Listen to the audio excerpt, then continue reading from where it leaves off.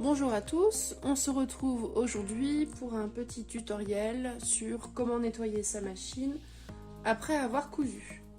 Attention, mise en garde pour le nettoyage, on utilise un pinceau et si vraiment la machine est très sale, l'aspirateur. Jamais, jamais, jamais de bombe à air qui expulse de l'air. Ça va pousser tous les petits morceaux, les petites poussières dans l'intérieur de la machine et tout ce que ça risque de faire, c'est des grosses bourres et vous aurez ensuite des problèmes très importants. Première chose à faire, on désenfile sa machine.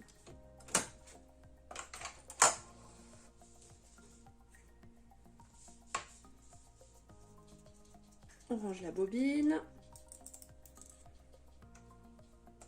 Moi, je remets toujours le fixe bobine à son emplacement, ça évite de le perdre.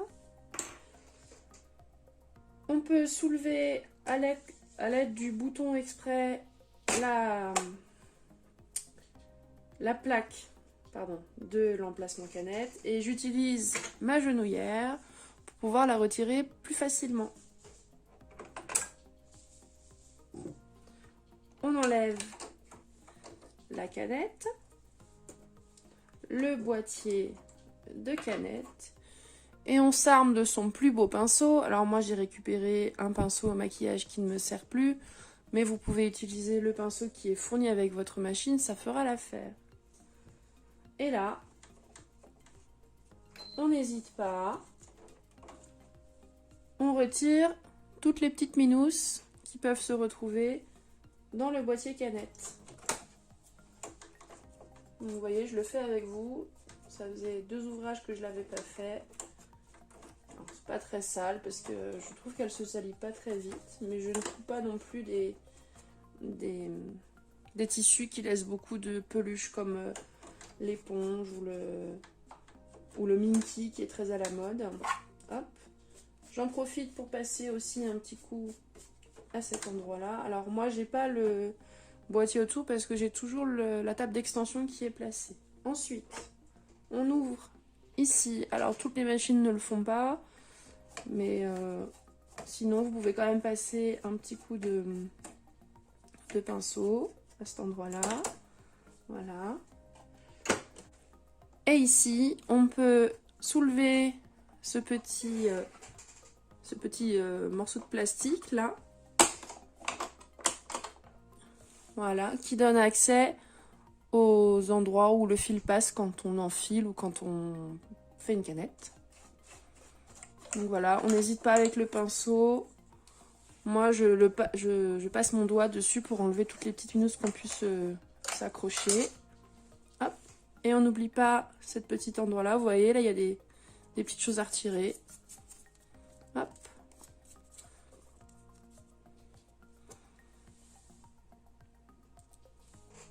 Et voilà, il n'y a plus qu'à le remettre en place.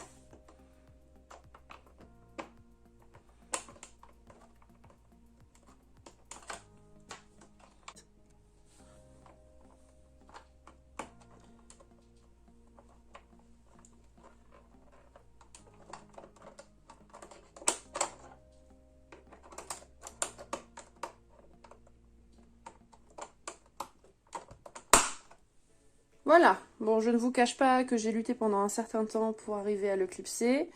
Bon courage. Moi, je passe aussi le pinceau sur toutes les parties en haut de la machine, sous le capot, parce qu'il y a toujours un peu de poussière qui se dépose. Au-dessus. On n'oublie pas de remettre le stylet.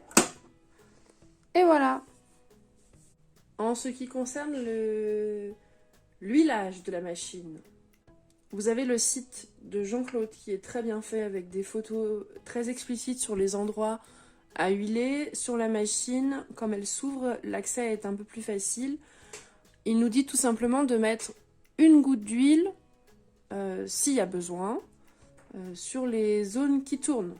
Donc quand je tourne mon volant à la main, je m'aperçois que je vois le mécanisme ici, là, où il y a quelque chose. Alors vous voyez pas très bien la vidéo, mais il y a une zone de mouvement.